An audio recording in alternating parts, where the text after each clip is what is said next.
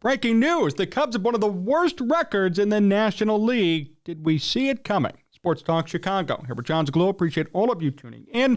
Hang out with us and subscribe to the channel at Sports Talk Chicago. Follow us all over at Sports Talk Chicago and hit up our sponsor, Amish Country Farms in Orland Park. The Cubs have one of the worst records in the National League, and we don't know if things are going to get better. Should I say I'm surprised? A little bit. But whose fault is it, and who's contributing to these problems in Chicago? You look at their numbers, and there are a lot of guys overperforming, a lot of guys playing well. Marcus Stroman has been a revelation this year and has actually lived up to his contract. Justin Steele is an NL Cy Young Award candidate.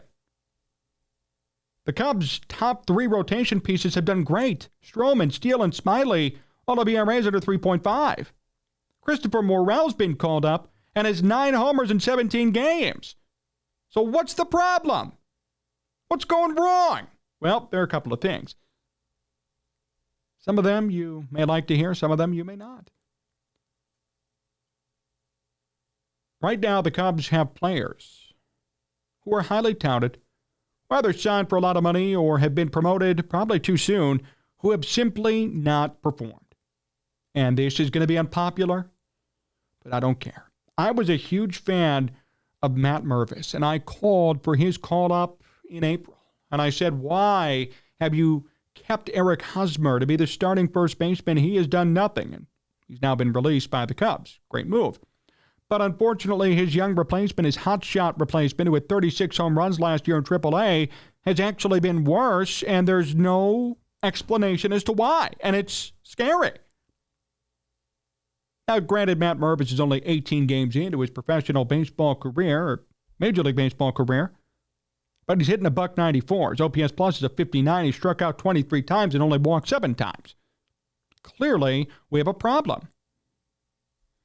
Moreover, and listen to this stat. This is for Jameson Taillon from ESPN, and this is not a joke. This is not a parody when I read this stat to you. The Cubs have lost the first 8 games that Jameson Taillon has started this season. It's tied for the 3rd most consecutive losses when a pitcher starts to begin a season in Cubs history. Jameson Taillon, Cubs' big signing this offseason, paying him a decent amount of money to be a number 3, number 4 starter, is making history for all the wrong reasons. And so far this season, he has an 80 ERA in 8 starts. Yeah, that's going to lose you some games. Coupled with the fact that David Ross has made dumb decision after dumb decision in the dugout and continues to show everybody why he should have never managed this team in the first place. He was hired because everybody would be happy.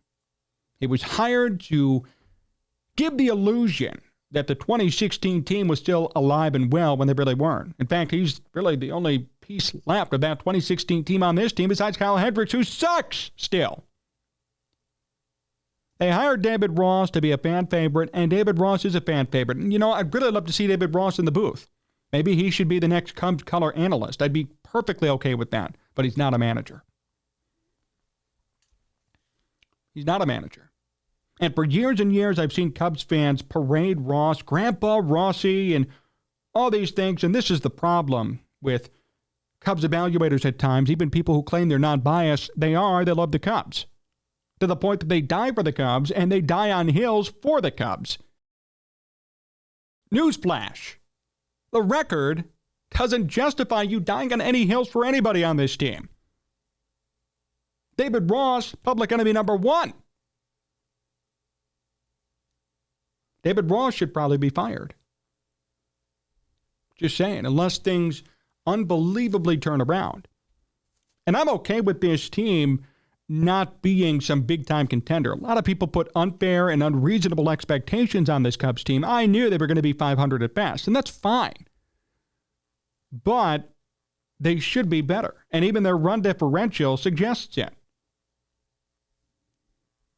The Cubs' run differential is not that bad. I mean, they're doing a decent job. There are worse teams with worse differentials, by far.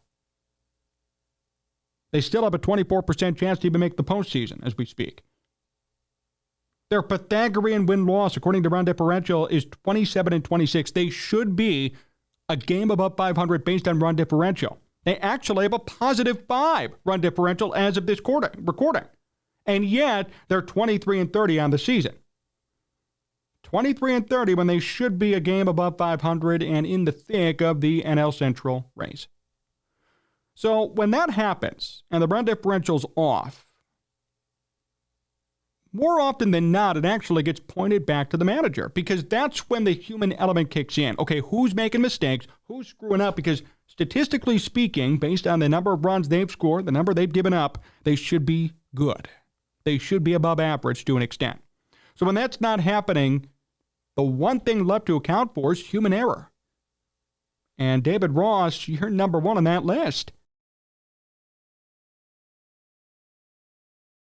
Cubs lineup on Memorial Day was a joke.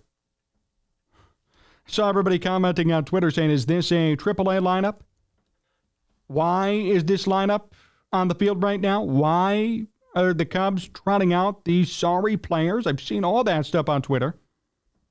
They really half-assed it, and they should not have won on Memorial Day. They only did because Marcus Stroman carried this team to a victory.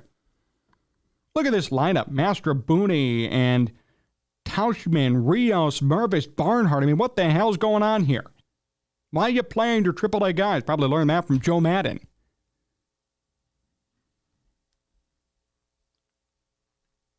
David Ross is in trouble and deserves to be so.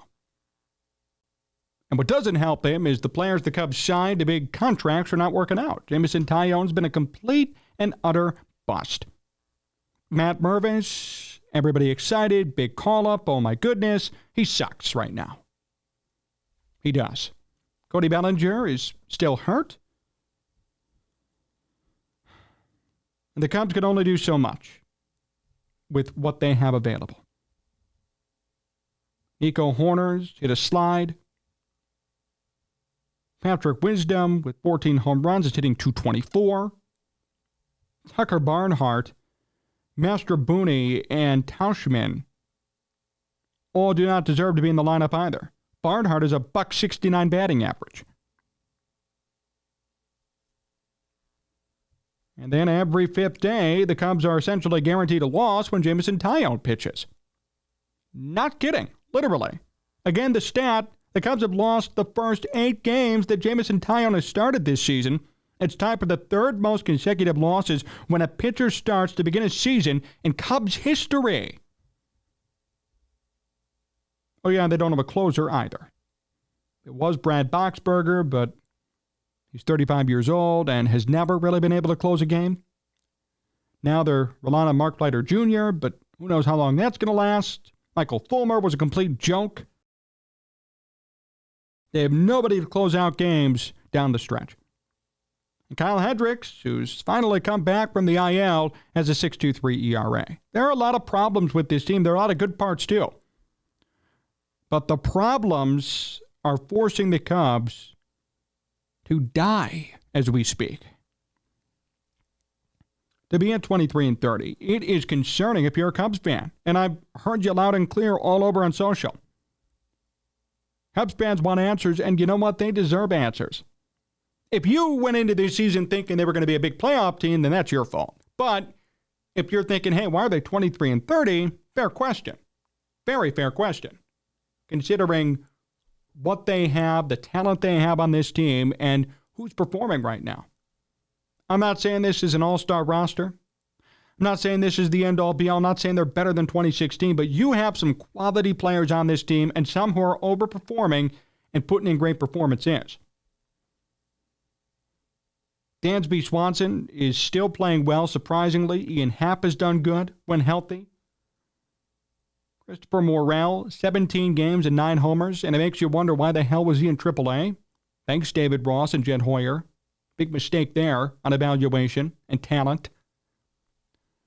So there are a lot of problems that need to be fixed with this team. Don't know if it's going to happen in time, but what I do know is this. David Ross is on extremely thin ice. Jameson Taillon has not performed up to expectations. Matt Mervis needs to step it up. And this team needs to win more ball games if they want to be considered viable later this year. I wish them all the best. And I give credit to the guys who are performing well. And I've mentioned a lot of them. Mark Leiter Jr., Drew Smiley, Steele, Marcus Stroman, who, by the way, quietly has become an NL Cy Young Award candidate, too, along with Steele. That's great. But everybody else needs to step it up. David Ross, number 1. At the end of this year, if this Cubs team finishes 10 under, he could end up getting fired. They should be a 500 team. Nothing more, nothing less. Anything less should be cause for a firing, considering the mistakes that have already been made. David Ross is in trouble, and he should be. And Cubs fans, if you don't see it now, you still got 2016 in your rearview mirror. Get over it. This is a whole new team, and I like this team, actually. They're more likable to me than 2016. Not kidding. David Ross better get with the program, or else he's going to be out of a job. Thanks for watching today's program here on Sports Talk Chicago. Appreciate all of you tuning in. Big thank you to John Meadows for directing and producing. Follow us everywhere at Sports Talk Chicago. Listen to the podcast at Sports Talk Chicago. Support our sponsor, Amish Country Farms, for the best Amish food in all of Chicagoland.